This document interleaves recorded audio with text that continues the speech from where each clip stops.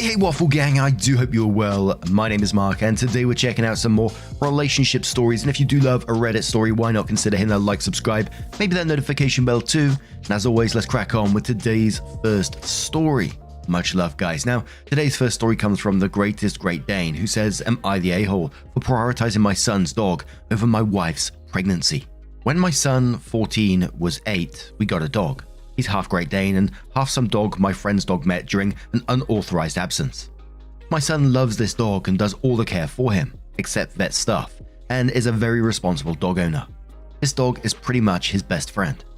My wife is 12 weeks pregnant, and ever since we confirmed the pregnancy, she's been acting weird around the dog. She avoids him, put her hands over her stomach when he is around, and jolts whenever he makes a noise. Today she told me she wants to rehome the dog. I asked her what she was talking about. She says she's been having anxiety that he will jump on her. This is completely unreasonable.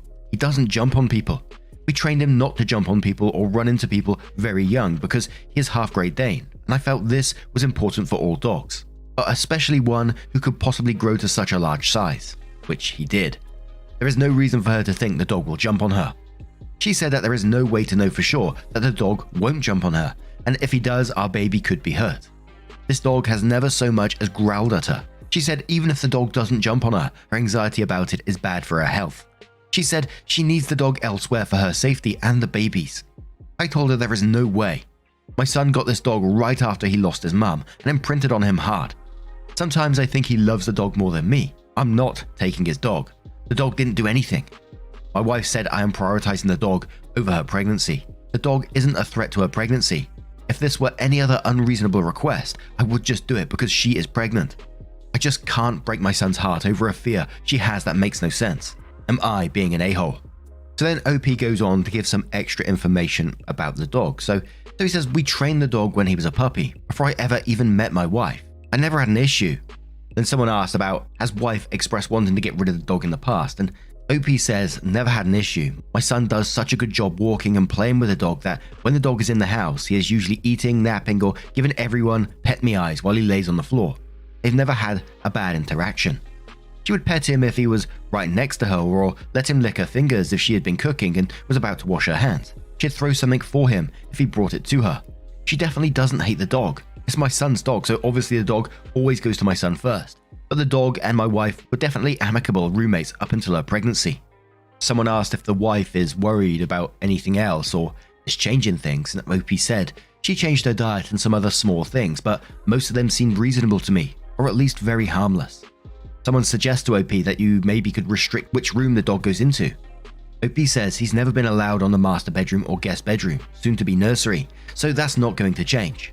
Logistically, I don't think we can close off any of the other rooms. He sleeps in my son's room, his food and water in the kitchen, which doesn't have a wall separating it from the living room. And then, in response to someone questioning why he didn't say more about his son and wife's relationship, OP says, it's kind of hard to describe something as complex as a relationship between two people without generalizing or writing pages and pages. First of all, my son has never seen her as a mother. They met when he was 11, and I introduced her as my girlfriend. And he was friendly with her from the beginning but never affectionate, and that dynamic has more or less been consistent since, even as my relationship with my wife deepened and we eventually got married. My wife and son overall have consistently productive and good interactions. Have they ever fought? Yes. I challenge you to find two people that live together and have never fought. However, those are the minority of their interactions. Is she maternal towards him? No, but he doesn't want her to be, so this is in keeping with his preference. My wife is one of the important women in my son's life, but she will never be as important to him as his mum. I think it's wrong to expect that from him. He'll still take her advice on talking to girls though, whatever that is worth. My advice is garbage, apparently, despite him being living proof of my game. And I guess OP received some negative comments, so someone was saying, ignore those if you can, and OP replied saying, yeah, don't worry, I know how the internet is. I try not to feed the trolls, so I've done my best to just ignore bad faith comments. The person who commented that my wife should get an abortion severely tested my impulse control, but I managed to refrain from responding. My wife's next ob-gyn appointment isn't for a bit, but in the meantime, I've looked into the baby training dogs thing several people mentioned. I even convinced someone to loan me their baby tonight. Free babysitting is persuasive, so my wife and I will get to see for ourselves how the dog reacts to babies.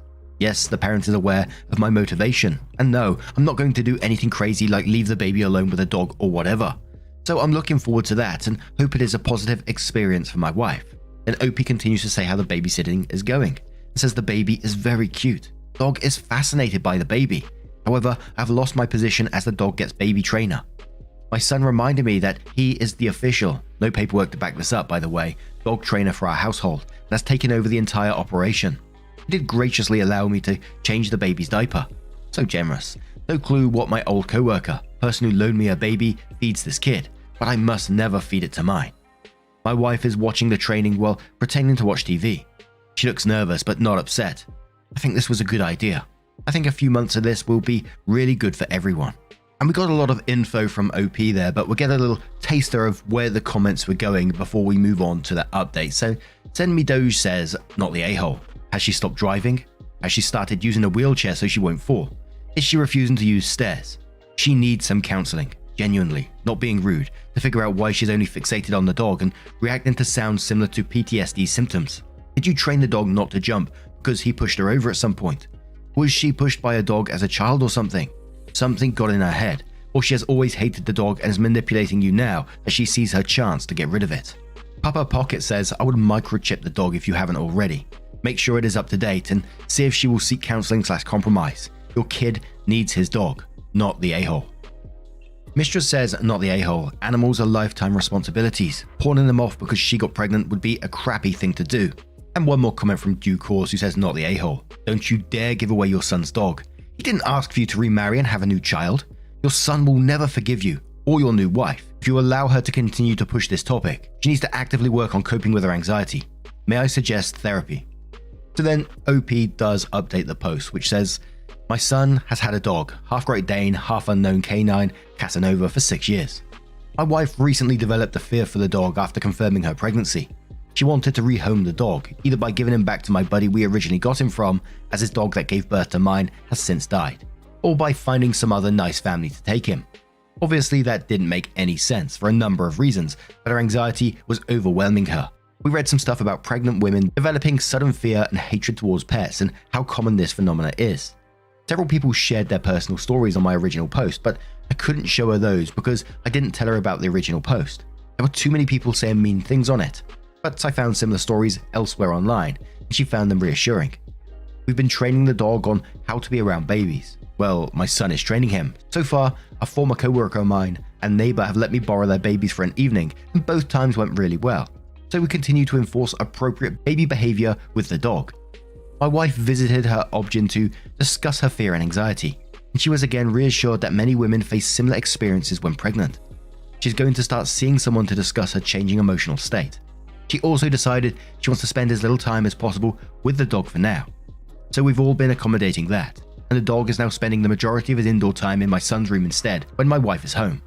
So far the dog doesn't mind, as he sleeps in there anyway, and that's where his best friend lives. Our home continues to be harmonious. I appreciate all the people who provided productive information and outlooks on the last post. And there was one question, and I got to admit, it was in my head as well. It is about the couples just letting you borrow the baby. And OP said they were really excited about the free babysitting, a level of excitement that, to be honest, made me nervous. And then someone said, so what does that entail? And OP said, we don't just put the baby in front of the dog and peace out. My son holds the baby and puts treats in their hands to give the dog while giving the dog commands. After the dog follows the commands, the baby, actually my son, gives the dog a treat. So the dog learns that babies are humans, authority figures, and need to be treated respectfully and not puppies or some strange interloper animal that can be played roughly with. The dog also gets used to the sounds babies make, so he won't find them upsetting or stressful later on. And at the end of this one, I feel like I have to mention, there was a few comments, talking about the training methods in this particular post and, that it was a pretty dangerous way to do it. I don't know, I'm not a dog trainer, but always seek a professional when you're doing this kind of stuff. But now I'm going to turn it to you guys. Let me know your thoughts down in the comments below, and let's move on to another story. And our next story comes from AdSuch5527, who says, am I the a-hole for not asking my kids to come to my wedding after they RSVP'd no? My kids were young when I left their mother. She decided that she preferred the company of another man to mine. I was heartbroken and humiliated, but I dealt fairly in the divorce. My alimony and child support were set, and I never missed one payment or a chance to spend time with my kids. Beyond our scheduled time together, I did all the dad stuff. I came to see them perform in school plays and play sports. If they wanted to talk, I made myself available. I never spoke about their mother other than to say she was a good mum and they were lucky to have her. When she remarried, my alimony ended, but obviously not the child support. She had another kid with her husband. When my kids were 18 and 17, their mum was diagnosed with cancer and it was very aggressive. She ended up needing a lot of expensive treatment and it ended her marriage. He left because of the debts and he could not care for her. I don't really know more than that. She didn't make it 5 years. I felt bad at the time, but it had nothing to do with me anymore. I had just become engaged to my fiancée. I sent my kids invitations to my wedding. It was just small in my backyard. They both said they would not be attending and that I was heartless for getting married just 2 months after their mum died. I said that I understood their grief and that I hoped they changed their minds, and then I dropped it. I got married on Saturday and my kids found out. They called me and said I was a dick for not postponing my wedding or at least calling to ask them to come. I just said they knew the time and place and I would have made room for them and had food if they had shown up. They had both peed at me, but I don't think I'm wrong for not changing my plans over a death of a woman I divorced over a decade ago. Edit, sorry I forgot and it's important. The invitations were sent before she died. Second edit, my kids are in university. I do not live in the same city as them. From the moment their mum went into the hospice care, I checked in on them every day. Sometimes a call, but usually a text. We didn't always connect, but we did connect. The invitations went out 4 months before the wedding. We planned the wedding to happen over the winter break so my kids and my new wife's children could attend. We saw the kids at Thanksgiving and we had a long cry together over their mother. They sent their RSVP just a few days after their mum passed away. I think that answers most questions. Now, to me, you're definitely not the a-hole in this situation. I don't think you can be. You're not doing this to hurt your kids. You're not doing this to hurt your ex-wife. You're just living your life and, it's been a decade. And I don't think you can just put your life on hold because of what your ex-wife was going through. I don't think that'd be fair to you. But this does feel a lot like grief to me and what they've gone through. Don't get me wrong. Grief is no excuse. Mental health issues are never an excuse. I get that. But these are his children. 22, 23, yes, but they're still very, very young. And going through what they've been through, what they've faced, watching their mother battle an aggressive form of cancer and deteriorate is just fucking awful. And again, I'm not trying to make excuses for any of it, but I can only try and relate to what I watched my dad go through in his last year with his aggressive mesothelioma. And my mental state and my brother's mental state and the rest of my family and what they went through. And emotions are absolutely all over the place. And I'm not saying this is the case for OP's children, but you're running from place to place trying to get the best care for my dad in this particular situation, trying to get the medication he needs, trying to deal with his needs as well, thinking about his mental health and what he's going through. As his level of care increases, as he's less able to look after himself and getting the equipment he may need for the future, thinking about what's coming in the future or how long is left. I could barely think about what was going on in my own life, my job and my other responsibilities that I had. And I was already grieving before he passed away. Things felt very, very numb. So I think I can understand where they may have been coming from when they initially declined that invitation and possibly being upset afterwards. Again, I'm not saying that's right. I'm just trying to link it with what I went through and the possible thoughts and feelings. They're just all over the place. So whilst you're definitely not the a-hole to me, you've done everything you can. You tried to be there for all your children whilst they were going through what they went through. You sent the invites and they were declined, and you have to move on with your own life at the same time. And I think all you can do is support your children because I think they're going to need it. Adults or not, grief can knock people fucking sideways. So if it was my kids, I'd definitely be reaching out and seeing what I could do for them and just trying to talk. I think that's all you can do. But again, I don't think you're the a-hole in the situation. Usually Right says 1. The weddings was planned and invite sent before she died. 2. You'd been divorced for more than a decade. 3. You invited them formally. They declined. I get that they're kids and they just lost their mother, which is a horrible loss, but you've done nothing wrong here. Not the a-hole. C. Johnson replies that, says, in quotes, I get they're kids, and then says, except they aren't kids. They're 22, 23 at least. Usually Right replies to that and says, but they are still kids whose mum just died. They're young people who lack maturity and emotional skill set to navigate all this elegantly. Most young people don't have to deal with illness and death like this and lack the tools to do so. Andrew replies to that and says 23 is not a kid. Yes, their mum died, which is very sad, but you can't expect everyone who crossed their mother's orbit to put their lives on hold indefinitely because of that. Especially when she's the one who left their marriage more than a decade ago. She's battled the cancer for 5 years. Most weddings book the venue almost a year in advance. It's not like the wedding was 2 weeks after his ex-wife's death. It was months, and there's no refunds for cancelling a wedding so close to the date. New Beginning Shay says, not the a-hole. You invited them, they declined. I don't understand why they expected you to interpret their RSVP of no as a please come beggars to come anyway. You're not psychic. I also don't understand why they found out you got married on the date listed on the invitation that they clearly read and responded to. They already knew because you told them. Gullible Nerd says, not the a-hole. They regret missing your wedding and are still raw from their mother's death, so blaming you is the only logical thing they can think of. Hey Troy Boy says, from what I've been reading above, I'm going to say not the a-hole. It's been over a decade since you've divorced, and it would appear that you have done your due diligence inviting them to your wedding. You invited them before she passed away and they said no. Then they came back and asked you to change the date. Personal opinion, as I've lost a parent recently. There is no specific time frame for grievance, but I think 2 months is not an inconsiderate time frame.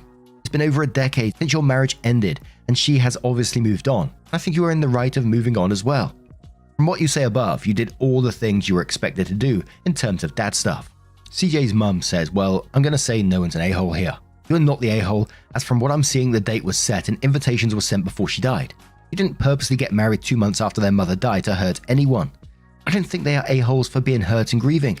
I just think they are taking their pain out on you, which isn't fair, but I don't think it makes them the a-holes. You clearly didn't set out to hurt them. This whole situation just hurts. They need to find a way to work through the pain. Congrats on the wedding/marriage. Everyone deserves happiness. Jammy says, not the a-hole. I'm really not sure why your kids are conflating your marriage to their mum's death when you weren't married for many years.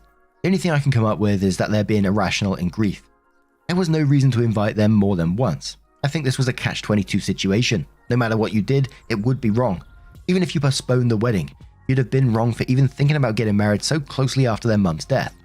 Perhaps because you are both their parents. They're connecting the two, but it seriously doesn't make any sense to me.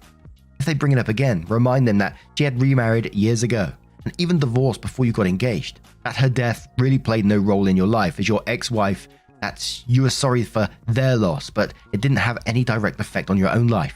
They need to understand that your life decisions stopped having anything to do with what was going on in their mother's life years ago.